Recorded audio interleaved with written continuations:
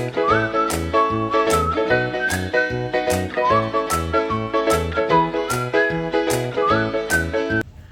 guys, welcome back to my YouTube channel. So in today's video we are going to discuss how you can make your CA articleship resume so that you can get selected in Big 10 firms. So this resume will work in mid-sized firms also, but the main focus and main idea of this video is to get you in a Big 4. Okay, Big 4, or you can say Big 10 firms. Okay, so I know the CA intermediate results are around the corner and you guys might have thousands of questions and thousands of confusions in your mind कि यार Big 4 से करना है, mid size से करना है, कौन सा डोमेन चूज करना है, कैसे करना है, कहाँ करना है एंड किसको अप्रोच करना है, रेफरेंस लगानी है, क्या करना है. I know there are thousands of questions कि रेज्यूम कैसे बनाना है.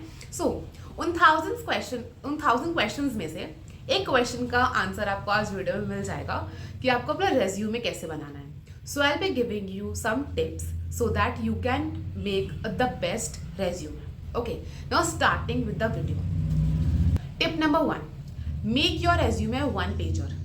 Do not make your resume of more than one page. आपका ये सिर्फ आर्टिकलशिप का रेज्यूमे है. Make it concise and very precise on point so that it does not exceed more than one page. ठीक है. Tip number 2. आपके resume में 5 sections होंगे.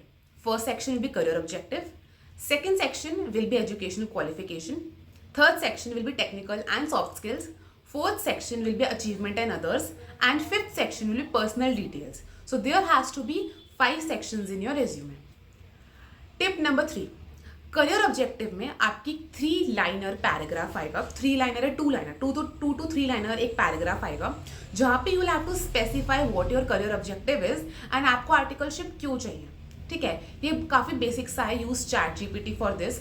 उसमें थोड़ा मॉडिफिकेशन करना, थोड़ा मॉड्यूलेशंस करने के बाद you can use that. Google करना, आइडियाज लेना, frame your own if you want to. I will also give you few examples of a few career objective which you can use. So I think screen पे 5 career objectives आ रहे हैं which you can modify and use. Tip number 4. जो आपका educational qualifications वाला section होगा, make it in tabular form. आपने educational qualification को tabular form में रखना है. सबसे नीचे आएगा योर 10th स्टैंडर्ड के मार्क्स, उससे ऊपर 12th स्टैंडर्ड के मार्क्स, उससे ऊपर if you are doing a graduation वो, उससे ऊपर CA foundation, then CA inter group 1, then CA inter group 2. अब कुछ लोग बोलते हैं कि ग्रुप 1 ग्रुप 2 के मार्क्स कंबाइन करके लिखो, but I would suggest group 1 group 2 के मार्क्स अलग अलग लिखो. This is a personal choice. You can combine it also, you can separate it as well. मैंने अपने रेज्यूमे में सेपरेट लिखा था. So it has to be 6 liner table जहाँ पे 10th 12th graduation, CA foundation, CA inter group 1, CA inter group 2 के marks आएंगे. अब मार्क्स लिखने या परसेंटेज लिखने, ये भी एक पर्सनल चॉइस होती है. ये अपने अकॉर्डिंग देख लो, आपको मार्क्स लिखने हैं या आपको परसेंटेज लिखने हैं. आई वुड सजेस्ट परसेंटेज लिखो. आई वुड सजेस्ट कि परसेंटेज लिखो एंड देन एक रिमार्क्स के कॉलम में यू राइट कि आपको कितने एग्जाम्शंस मिली हैं. अगर आपको एग्जाम्शंस मिली हैं तो रिमार्क्स वाला कॉलम रखना, नहीं तो रिमार्क्स वाला कॉलम उड़ा देना. ठीक है. ज़रूरी नहीं रिमार्क्स वाला कॉलम रखना है. अगर आपको एग्जाम्शंस हैं तो राइट द रिमार्क्स वाले कॉलम में अपने एग्जाम्शंस लिख लो. 10th 12th में लिख दो कि अगर स्कूल में यू वर टॉपर, की 4th position I, 3rd position I, if you know school में सिटी में जो भी था, तो रिमार्क्स वाले कॉलम में वो लिखो. अगर ऐसा कुछ नहीं है तो रिमार्क्स वाला कॉलम रखने की जरूरत नहीं है, नहीं तो रिमार्क्स वाले कॉलम में डैश डैश डैश करना पड़ेगा जो अच्छा नहीं लगता. तो if you have something to write in remarks वाला column, keep that. If not, उड़ा दो. ठीक है. Now coming to tip number 5. जो technical and soft skills section है उसमें क्या लिखना है. अब सबसे पहले उसमें आएगा that have completed your IT OC की मैंडेटरी ट्रेनिंग्स. अगर नहीं करी अभी तक तो कर लो, बिकॉज उसके बिना आर्टिकलशिप नहीं मिलेगी बिग 10s में. बिकॉज उनका फर्स्ट क्राइटेरिया होता है कि भाई स्टूडेंट ने अपनी IT OC की ट्रेनिंग्स कंप्लीट कर ली है. तो if you have not done that, enrol right now. ठीक है. उसमें आपको लिखना है कि that you have technical and soft skills वाला जो सेक्शन है उसमें आपको लिखना है that you have completed your mandatory IT OC की ट्रेनिंग्स.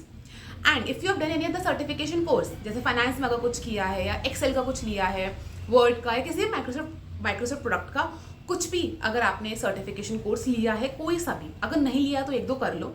यूडेमी पे, थिंकिंग ब्रिज पे बहुत सारे फ्री सर्टिफिकेशन कोर्सेज हैं, वो कर लो. आपका रिज्यूमे एनहांस हो जाएगा. तो टेक्निकल एंड सॉफ्ट स्किल्स आपको वो लिखना है. ओके.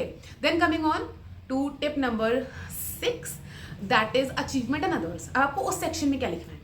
अब अचीवमेंट एंड अदर्स का जो सेक्शन है उसमें सबसे पहले तो आपको लिखना है कि आपको अगर किसी में 75 मार्क्स से ज़्यादा आए हैं सी इंटर में अगर आपको किसी भी सब्जेक्ट में 75 मार्क्स या उससे ज़्यादा हैं, write that you have highest, that you have scored highest marks in subject लेके, you write the subjects and the marks. अगर आपको किसी 75 से ज़्यादा हैं तो, अगर नहीं है तो छोड़ दो, लिखने की जरूरत नहीं है। फिर आपको लिखना है आपकी स्कूल की अचीवमेंट्स, बेसिकली जो अचीवमेंट है that is section that is for your school achievements. School achievements में क्या लिख सकते हो, अगर हाँ पहले तो उसमें ये लिख सकते हो कि अटेंडेड एनी फेस्ट, कोई कॉन्फ्रेंस में हमने वॉलंटियर करा या कोई फेस्ट अटेंड करी है, वो भी लिखो, ठीक है। उसके बाद स्कूल में अगर आपको कोई सर्टिफिकेट्स मिले, कोई ना स्पोर्ट में मिला है या किसी कंप्यूटर से रिलेटेड या किसी भी चीज़ से, साइंस से रिलेटेड या कुछ भी आपको उससे रिलेटेड आपको कोई सर्टिफिकेट मिला है, कोई भी आपने कंपटीशन में पार्ट किया था, यू स्कोर्ड गुड, कोई ओलंपियाड में अगर आपको कोई रैंक मिली है या कुछ मिला है, right that in your achievement and other section. अब उस सेक्शन में first prize in rangoli making competition नहीं लिखना, ठीक है। I have literally saw this in a resume जहाँ पे स्टूडेंट ने लिख रखा था won first prize in rangoli making competition in 6th standard. Guys this is relevant नहीं। हाँ अगर वो 11th-12th का होता तो एक बार के लिए you can have imagined that कि चलो ठीक है, बट 6th स्टैंडर्ड का रंगोली मेकिंग कॉम्पिटिशन नहीं लिखनी, नहीं मेंशन किया, दैट इज नॉट रेलिवेंट। हाँ अगर 6th क्लास का ओलंपियाड था ना तो वो मेंशन कर सकते थे, but rangoli making competition is not that relevant, तो उसको मत लिखना। Write some relevant certificates if you have one, ठीक है। गोल्ड मेडल्स, मतलब मेडल्स मिले, कोई सा मेडल मिला, गोल्ड सिल्वर ब्रॉन्ज जो भी मेडल मिला, राइट मेडल सर्टिफिकेट, स्पोर्ट्स में मिला है, कुछ भी मिला है, right that, okay. Now tip number 7 कि जो पर्सनल डिटेल्स वाला कॉलम है उसमें क्या क्या लिखना है। तो आपको 4 चीज़ें लिखनी है, father's name, date of birth, languages known and hobbies, 4 चीज़ें लिखनी है बस, दैट्स इट, ठीक है।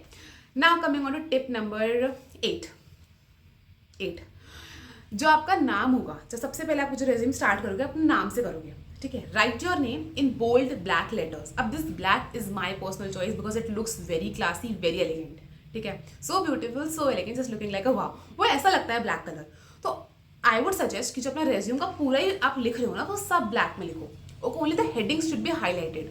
जो पूरा रेज्यूम बना that has to be in black colour, ठीक है। वो बहुत एलिगेंट, बहुत क्लासी लगता है, ठीक है। और स्पेशली फॉर द नेम, तो आपका नाम सबसे ऊपर आएगा, या तो आप बिल्कुल लेफ्ट अलाइंड करके अपना नाम लिखना है तो सेंटर में लिखना, ठीक है। या तो लेफ्ट अलाइंड या तो सेंटर, राइट अलाइंड नाम नहीं लिखते, ठीक है। आई वुड सजेस्ट लेफ्ट अलाइंड नाम लिखना अपना, बोल्ड ब्लैक लेटर्स में, थोड़ा सा साइज इंक्रीज करके जो जिससे वो हाईलाइट हो। उसके नीचे राइट है mobile number, your LinkedIn ID, LinkedIn की यूआरएल चेक कर लेना कि वो काम कर रही है कि नहीं कर रही है, ठीक है। लिंक्डइन की यूआरएल वो आपको लिंक्डइन के ऐप से मिल जाएगी वैसे तो, एंड योर ईमेल आईडी। आपको ये 4 चीज़ें लिखनी है अपने सबसे टॉप पे, your name followed by your mobile number, your email ID and your LinkedIn ID, ठीक है। ये 4 चीज़ें आपको लिखनी है on the top, then start with career objective. अब टिप नंबर 9, जो आपकी हेडिंग्स होंगी उनको हाईलाइट कैसे करना है। अब हेडिंग्स हाईलाइट करने के लिए अपना जो फॉर्मेट बना रहे हो रेज्यूमे वो वर्ड में बनाओगे, राइट। अब जो हेडिंग्स होंगी ना, हेडिंग्स के बैकग्राउंड में you have to give a colour. Background colour should be a very formal colour, do not use neon colour या फिर ब्राइट रेड, ब्राइट येलो, ऐसे कलर्स यूज मत करना।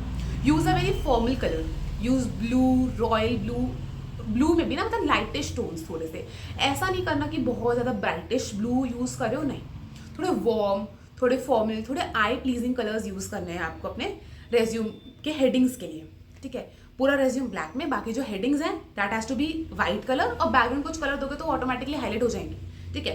तो बैकग्राउंड का जो कलर हो ना वो नियॉन, पता चलेगी ग्रीन कलर, बिल्कुल नियॉन ग्रीन कलर की हाईलाइटिंग कर रहे हैं, ऐसा नहीं करना। Use a very formal colour, ठीक है। एंड अपने रेज्यूम बनाने के बाद if you want to get it reviewed कि रेज्यूम सही बनाए या नहीं बनाए, अगर उसमें कुछ चेंजेस हैं कि नहीं, so that it can no, so that you can make it a better one. अगर आपको अपना रेज्यूम रिव्यू कराना है, you can book a session with me on Topmate, link is in the description box below. उसमें जाकर आप अपने session book कर सकते हो टॉपमेट पर। I will review your resume, give you a few suggestions, few improvements जो आप अपने रेज्यूमे कर सकते हो, and so that you know it makes it more, आपके ज़्यादा चांसेस हो जाएंगे बिग फोर में सिलेक्ट होने के।